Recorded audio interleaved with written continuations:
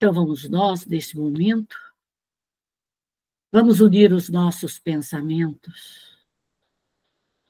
Pai de infinita luz, Pai de infinita bondade, de infinita misericórdia, aqui estamos, Senhor, a vos rogar o vosso amparo, a vossa proteção, a vossa luz. Permita, Senhor, que os espíritos bondosos, que os espíritos sábios, prudentes, benevolentes, que o nosso anjo guardião, os nossos espíritos protetores estejam conosco, nos auxiliando na compreensão da aula, nos dando a orientação necessária, Senhor, para que possamos crescer, para que possamos nos melhorar. Derrama sobre nós, sobre o nosso lar, a nossa família, Senhor, todo o vosso amor, toda a vossa luz.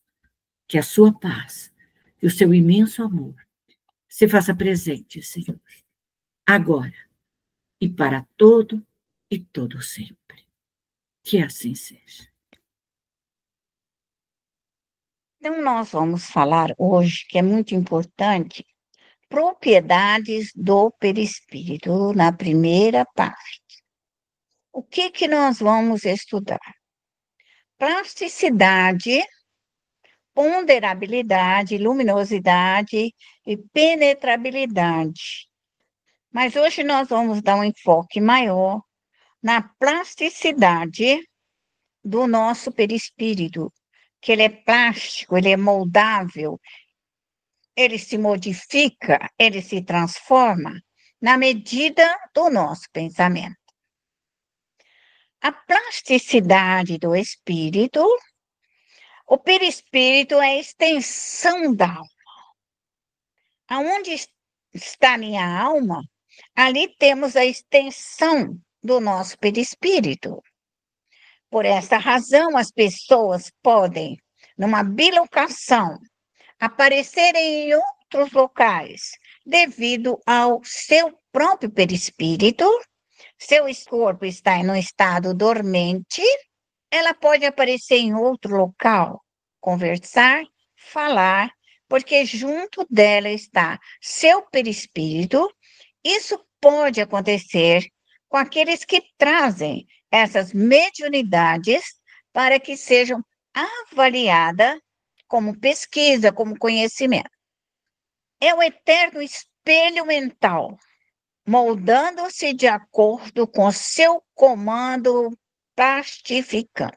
Então, quem comanda o perispírito somos nós.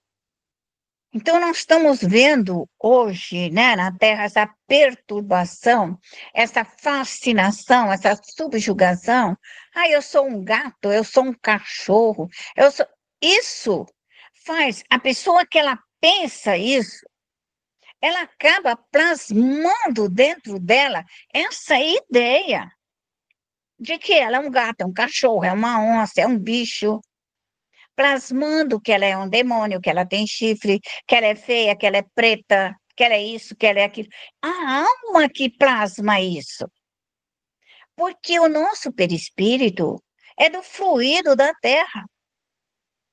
Aonde que nós aumentamos essa potência do nosso perispírito, essa plasticidade dos fluidos em volta da Terra. Então, quando a alma ela é ruim, ela absorve a pior espécie de fluido. Então, ela busca, ela puxa o fluido ruim. Então, ela traz para ela esse fluido. E aí vai ficar doente, vai ficar enferma.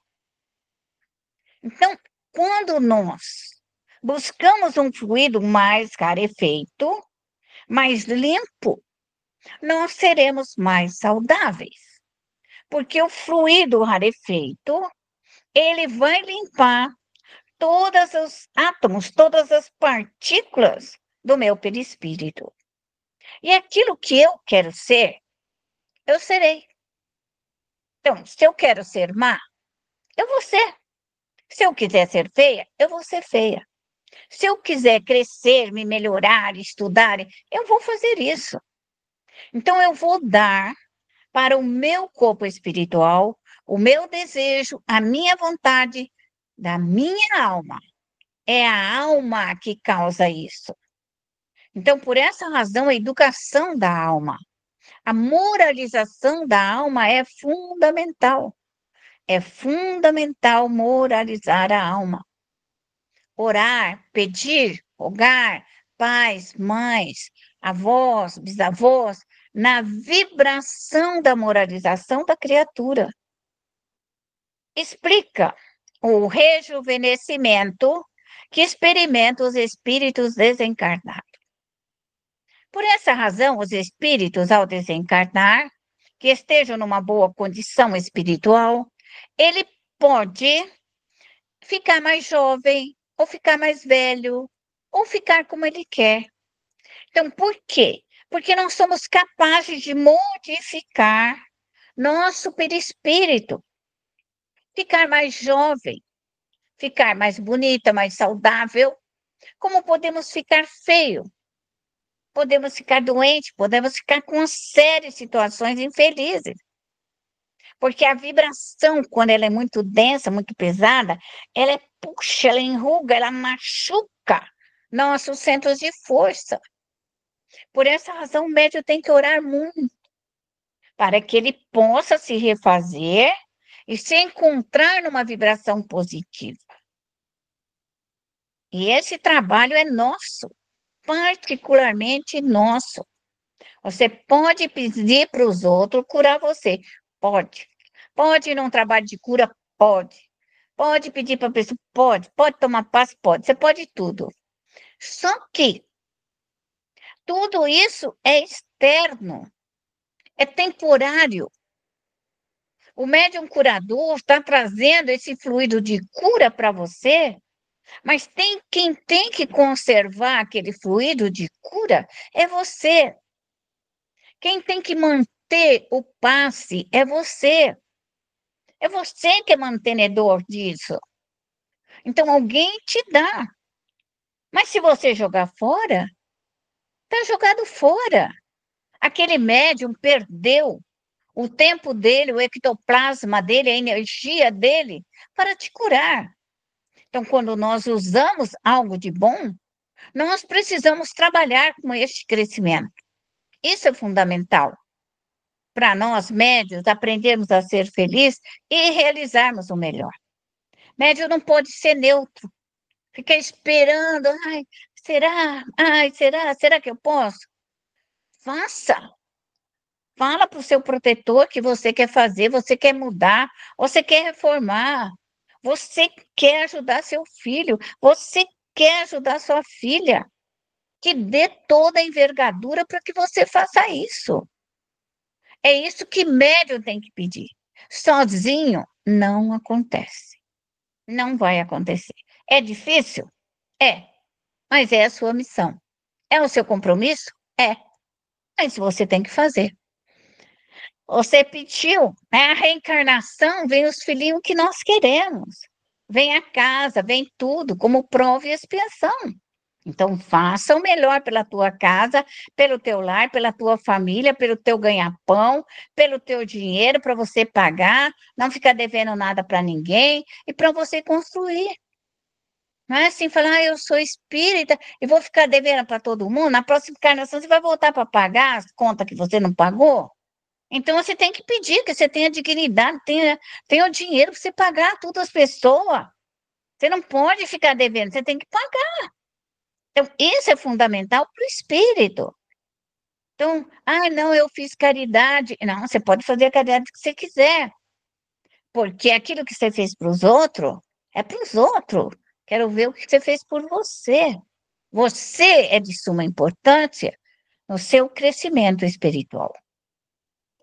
Quando os espíritos, nosso anjo guardião, nossas equipes de trabalho, operando nos circuitos da perturbação e da crueldade, então, quando nós chamamos a nossa equipe de trabalho e que nós estamos perturbados e na crueldade dos espíritos obsessores, nossos protetores mudam de roupagem. Mudam de roupagem. Por essa razão, o médium está trabalhando com um protetor e pode entrar outro protetor. E pode entrar outro protetor. E pode entrar outro protetor. Dependendo da condição do seu trabalho. Então, o médium tem que saber que a hora que muda essa equipe de trabalho, é a envergadura do trabalho dele. Se eu vou fazer um trabalho e o meu protetor ou a minha protetora aparece, eu já sei a envergadura do meu trabalho, porque eu já aprendi com eles aonde que eles vão entrar comigo. Então, só de ver a minha equipe do meu lado, eu já sei que o trabalho vai ser difícil ou o trabalho vai ser mais fácil, porque a minha equipe de trabalho já usou uma indumentária que identifica a posição que vão fazer. Então, eu já me preparo, me organizo para entrar. Então, não tem isso que médium acha que ele começa um Pai Nosso, ele já vai entrando onde. Não, não. Tudo tem que ser organizado, disciplinado, para que nós tenhamos êxito no nosso cumprimento das nossas tarefas. Só podendo usar perispiritualmente os moldes que ligam o espírito a vivências pretéritas e atuais. Então, quando o espírito aparece vestido de mago, ele pode ser um parente, só que você tem que conversar com ele. O que ele pode te ajudar? Você tem que saber se ele é bom, se ele é mau, se ele é um índio, se é um maia, se ele é um guerreiro romano, qual o seu ligamento com os períodos quando você estava em Roma, qual o seu período com os maias. Então, é isso com os samurais. Então, nós vivemos em muitos lugares e criamos amigos e criamos inimigos também. Os índios norte-americanos, pele vermelha. Então, nós vamos encontrar espíritos velhos que vêm, tios, avós, espíritos guerreiros. Esses espíritos vão aparecer de todas as maneiras. Então, o que médium tem que saber? Conversar com o espírito e perguntar onde que ele vai poder te ajudar. Ou pela envergadura do trabalho, você vai saber que aqueles espíritos ali estão entrando. Como pode aparecer o pai, pode aparecer a mãe, pode aparecer uma criança já da nossa família desencarnada, nossa avó, nossa bisavó, pode aparecer. E quando aparecer nossa família, avó, tio, mãe, criança, você tem que saber se eles estão bem. Você tem que perguntar, vovó, está bem? Está tudo certinho? O que a senhora quer? Quer trabalhar? Quer ajuda? Quer que eu te mande recursos espirituais? É uma criança? Pergunta se está bem, se já foi para uma escola espiritual. Se é seu pai. Você tem que perguntar, porque ninguém adivinha. Então, você vai olhar para o espírito, ai, meu pai, ai, assim, não, não, como que vai adivinhar? Então, só através de um diálogo mental, sem orgulho, sem vaidade, sem pretensão, ouvindo a verdade, nua e crua. Pode o espírito mergulhar, então, num severo desequilíbrio afetivo e entra num processo de retração. O que é o processo de retração? O processo de retração é quando o espírito para e todas as células do seu organismo espiritual, elas começam a encolher, até que ela vira um ovoide. Mas esse processo de retração é o mesmo processo reencarnatório. Quando eu vou reencarnar, que eu falo, não, eu vou reencarnar, você começa nesse processo de redução, que é de desinflar a sua célula. Seria assim, apertar, comprimir. A diferença é que no processo reencarnatório, Nós somos amparados pela equipe de trabalho, então nós temos essa redução, mas dentro de uma clareza, dentro de um fluido bondoso, de um fluido de meiguice, de afabilidade, de doçura. Então nós temos essa redução. E é diferente do espírito obsessor e adversário. Por quê? Aquela camada escura de ódio, de perversidade, de maldade, vai cristalizando nele o mal. Então, ele vai se fechando em milhares de partículas escuras. O ódio, ele vai juntando as partículas sua com o ódio, com a maldade, com a perversidade, com aquela vingança, e ele reduz naquele processo.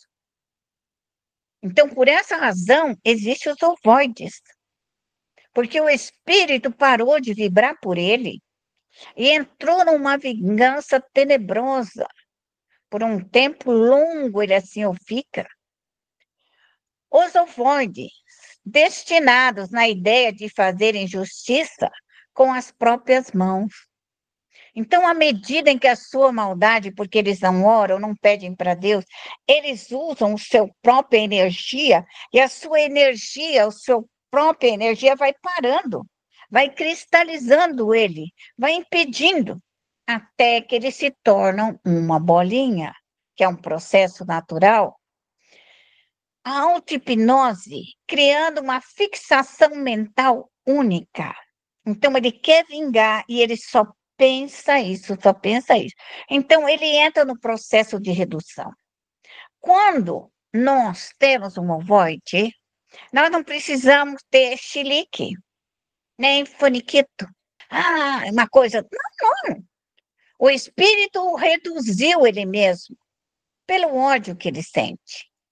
Nós vamos ter que socorrer, porque quando ele já se tornar um ovoide, ele já não pensa, ele já não age, ele está cristalizado, ele está como um ovo, ele cria uma casca em volta dele do ódio. E nessa situação, os órgãos psicossomáticos retraídos por falta de função. Como ele não pensa, não age, não fala, só fica naquela vibração do ódio, ele se contrai por si mesmo. Então, não é uma punição de Deus. O espírito ovoide, ele fica assim porque ele não perdoa, porque ele não ama, porque ele não pede recurso, porque ele não quer mudar. Então, ele se torna um ovoide. Vinculados à sua própria vítima. Qual é o problema do ovoide? O ovoide se liga àquela pessoa que ele está atrás dela. Quer pela vingança, quer pelo ódio, quer pela falta de perdão. Então, ele não sai do lado daquela criatura. Então, ele pode penetrar na sua aura espiritual, pode chegar até nós, pode ir num processo marcar dentro do nosso corpo físico, quando passa do perispírito, passa pelo dupletério e se aloja no nosso corpo. Se aloja. Então, nós vamos ter essas bolinhas dos ovoides no nosso corpo físico ou na nossa aura espiritual. É um obsessor, é o ódio ou o egoísmo do espírito em que se apega a nós. E esse processo, ele deve ser cuidado com o mesmo carinho que nós cuidamos de qualquer outro espírito. Então, o ovoide, quando alguém fala, você tem um ovoide, você tem um ovoide na sua aura, eu não tenho chilique, não. É um ovoide? Que bom, vou socorrer meu parente, meu amigo, alguma coisa ele está aqui perto de mim. Então, o que é necessário? Desvincular de sua vítima. Então, eu vou pegar essa bolinha, e vou vibrar para modificar as transformações sofridas no perispírito.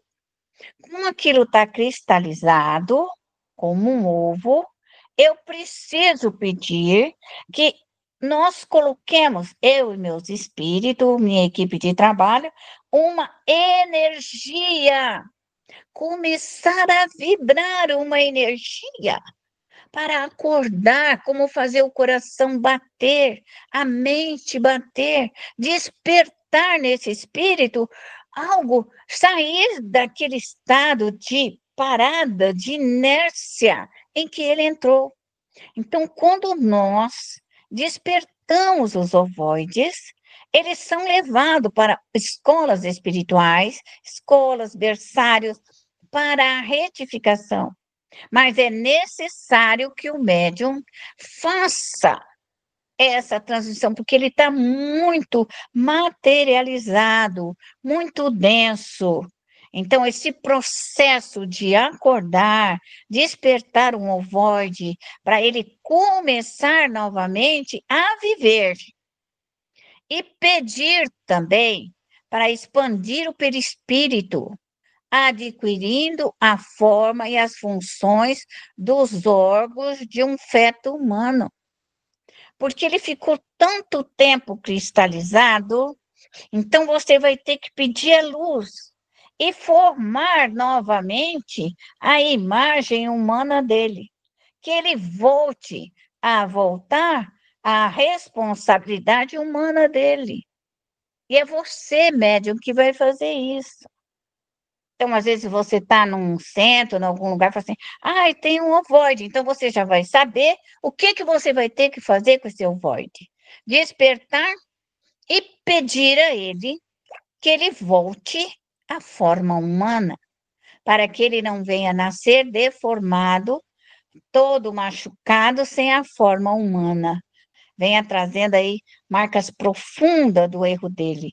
Então, quem vai pôr, quem vai pedir caridade, fora da caridade não há salvação, é você, médium.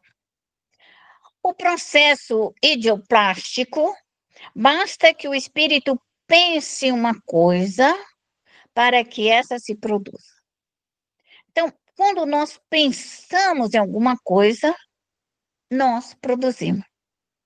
Por isso, se eu penso, essa minha casa é feia, minha vida é uma desgraça, minha família toda é desgraçada, nada. Você pensou, você lançou isso no ar. Você que projetou a desgraça, a miséria, a fome. Então, o pensamento, ele projeta. E é isso que nós precisamos, espírita, ter a noção exata da força mental que nós usamos. Assim, o espírito pode plasmar várias aparências. Então, o espírito, ele quer falar comigo e ele quer se fazer reconhecido porque eu só lembro dele com essa imagem, quando ele está todo machucado, saiu do hospital, estava com aquela imagem. Então, o espírito, para ele chegar, eu tenho a última imagem dele, que ele estava no hospital, assim, assim. Aí, eu vou ver ele naquela aparência, porque é uma forma de identificar. Ele pode mudar depois disso, mas ele precisa identificar comigo. É preciso que eu entenda ou a cor do cabelo, ou a cor dos olhos, ou a roupa, ou o brinquinho. O espírito vai usar o óculos, vai usar as rugas do rosto, da mão, para se fazer ser reconhecido. Então o médico vai dizer, nossa, era a mão da minha avó. Era o óculos dela, eu tenho certeza, aquele vestidinho de florzinha azul. Então, o espírito identifica. Então, você vai conversar com ele, falar com ele e assim diante. Se o espírito aparecer estropiado, coxo, ferido, com cicatrizes, você tem que fazer se ele realmente está precisando ou é uma identificação. Porque quando é que o espírito aparece para nós, às vezes ele vem para ser socorrido. Vem coxo, vem cego, vem machucado, vem bêbado, vem drogado, vem suicida. Então, a forma com que o espírito chega até nós é a forma com que você vai socorrê-lo. É um entendimento, é para você entender o seu trabalho, o que você vai fazer. Então, o médium não tem esse negócio de ser espírita. Ai, eu tenho medo de espírito. Nem fala isso para mim. Tenho medo de espírito. Porque nós somos um espírito. Depois que morrer, nós somos um espírito. Aí a gente vai querer vir na casa da gente, falar com a família, e a família vai, meu Deus, eu tenho medo de espírito. Você já pensou que decepção que vai ser a nossa? Nem para olhar para a gente, dizer boa tarde, oi, tudo bem? Então, isso é muito importante. Saber conversar, não importa se o espírito está ruim, está bom, nós vamos sofrer o fluido? Vamos. Vamos sofrer o bem-estar, o mal-estar do espírito? Vamos. Mas por quê? Para que eu possa identificar a qualidade do fluido dele. A qualidade do fluido. Se é bom, se é mal. Isso, o médium vai ter que aprender isso. O mesmo se observa no traje do espírito. Um guerreiro parecerá com a sua armadura. Então, é muito comum os espíritos aparecerem com as suas armaduras, porque ele vem dizendo: olha, eu vou entrar em lugares difíceis, e ele está realmente se protegendo para entrar em determinados locais. Então, esses espíritos aparecem quando o médium tem um trabalho de alta envergadura para ser feito. Então, o médium se organiza, chama a sua equipe, abre as suas bacias, toda a equipe de defesa, toda a equipe do ar, equipe do fogo, equipe das águas, equipe montada dos pés à cabeça, porque para entrar num lugar com espírito guerreiro, você tem que estar em posição de trabalho. Médio tem que saber entrar com ele com uma. Não é ficar olhando lá para os outros. Vamos ver o que vai acontecer, se vai botar fogo. Quem entra é você junto, forte e corajosa. Como pode aparecer os espíritos com os livros, são os sábios. Então, aí você vê ele numa escrivaninha, estudando, orientando, sentado em algum lugar. Então, aí você vê que você está num local de aprendizado, de estudo, aproveita para perguntar, pesquisar, né, saber o que você vai fazer com aquele guardião. Então, pode aparecer um assassino com um punhal. Então, você vai notar que ele vai vir com essas características. Como você, médium, pode sentir também as punhaladas, porque dependendo da frequência do espírito, muito próximo de você, você também pode sentir essas facadas. Então, o médium tem que observar e tem que analisar. Os espíritos superiores terão aparência sempre bela, serena e nobre. Os espíritos superiores, a sua aparência é bela. Os espíritos maus, a aparência é feroz e bestial e animalesca. Os espíritos superiores é belo. Então, quando vir aí mostrar essas caras de bicho, pode ter certeza que esses espíritos vão fazer maldade. Vão fazer maldade. Porque os espíritos, eles são bonitos. Então, o médium tem que perguntar ao anjo guardião, perguntar à equipe de trabalho, quem é esse espírito, por que ele está aqui, por que ele veio, qual é o objetivo dele, o que ele quer, o que eu posso ajudar, qual é a finalidade da presença dele. Então, isso o médium tem que aprender a perguntar. O espírito, na reencarnação, nós, na reencarnação, mostrando um aspecto altamente positivo, quer dizer, eu estou limpa, eu estou organizada, eu vou reencarnar como uma criança com bem-estar, sem doença. Por quê? Eu não vou trazer marcas profundas no meu perispírito e eu vou nascer suave, bonita e saudável. O espírito não aprecia o momento do nascimento. O momento do nascimento, nós estamos perturbados. Só a hora que nos acorda é que nós temos a noção da vida. Mas esse momento, a hora que eu vou nascer, não lembra. Ninguém, é um sono tão profundo no momento do nascimento. E no momento da morte é o mesmo processo. Quando você for morrer, você não vai lembrar de nada. Você já viu quando você está com o sono da morte? Que você trabalha, anda, e você está com aquele sono, e você está com aquele sono, e você sabe que vai dormir, você dorme? É o mesmo processo de morrer. Quando nós for morrer, vai ter esse sono da morte, e aí a gente morre. Fala, fala, fala, tum, pronto, desligou.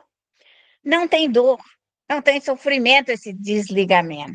A não ser que nós temos muito, e ficamos, ai, não quero ir embora, ai, não quero sair daqui. Aí você vai sofrer para soltar.